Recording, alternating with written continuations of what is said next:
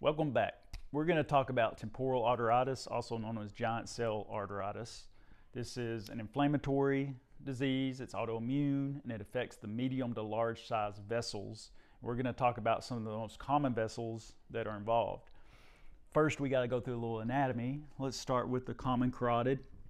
The common carotid, about halfway up your neck, it bifurcates into the external carotid artery, and right behind it, the internal carotid artery. Now, the internal carotid artery primarily goes all the way up to the brain and supplies the anterior 2/3 of the brain, whereas the external carotid artery in general kind of gets the face. And the external carotid artery actually has 8 major branches, and we're just going to talk about 2 of them because these 2 branches typically get hit with temporal arteritis, also known as giant cell arteritis. And I say that because it's about 50-50 when you hear it. So the first branch we're going to talk about is the maxillary artery that comes off about right here, and it's going to feed the muscles of mastication. And then if you go all the way to the end of the external carotid artery, you get to the temporal artery, and that's what it's named after, is temporal arteritis, because usually you have unilateral headaches because what happens with this inflammatory disease is you get a narrowing of the vessel, so you don't have as much blood coming through. And if it gets narrow enough, it causes ischemia, and that can manifest as a unilateral headache on just one side. And then if you go down to the maxillary, and if you have that lumen size, because this inflammation just kind of encroaches, that decreases the diameter of the lumen, then you get jaw claudication. And this is where, at rest you may not have any pain, but when you start chewing or talking for a while, then you start having that pain develop in the jaw, and that's called jaw claudication.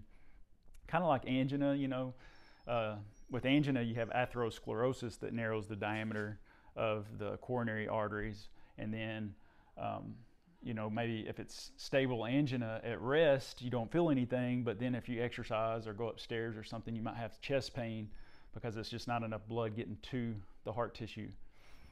The third one I want to talk about, this branch actually comes off the internal carotid artery, and it's called the ophthalmic artery. And this one, when it gets narrowed, it can cause blindness. And this is the really scary part about this disease, is this can happen fast. Once this hits, it could happen in 24 hours, it could happen in a week, but you have got to get steroids in the system to prevent this inflammatory condition from really taking hold and causing blindness that's irreversible. So how can you diagnose it? One way is you can take about a 2.5 centimeter clip biopsy of the superficial temporal artery, look at it and look for different things. You want to look for granulomas. A granuloma is an infiltration of white blood cells, and they have this collar of lymphocytes around them. So you have white blood cells that have aggregated, you have this collar of white blood lymphocytes around them, and that's called a granuloma. And so you'll have these granulomas in the wall of the vessel, kind of impinging on the lumen. And then you also have something called giant cells, and what they are is when you have several macrophages come together and they fuse into like one big cell that's multinucleated. And another thing, if you take a blood sample, you look for a high ESR, which stands for erythrocyte sedimentation rate.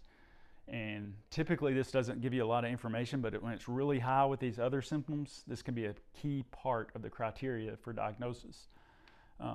Constitutional symptoms, you can have like fever and malaise, just being tired, body aches, that kind of thing. That's constitutional symptoms. So that's another thing to keep in mind with this.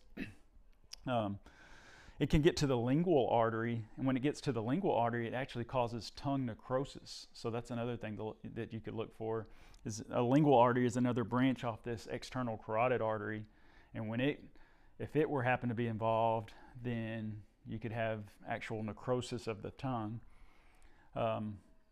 So the demographics you see this in, like a lot of autoimmune diseases, it's higher in females, 2-to-1 in this case.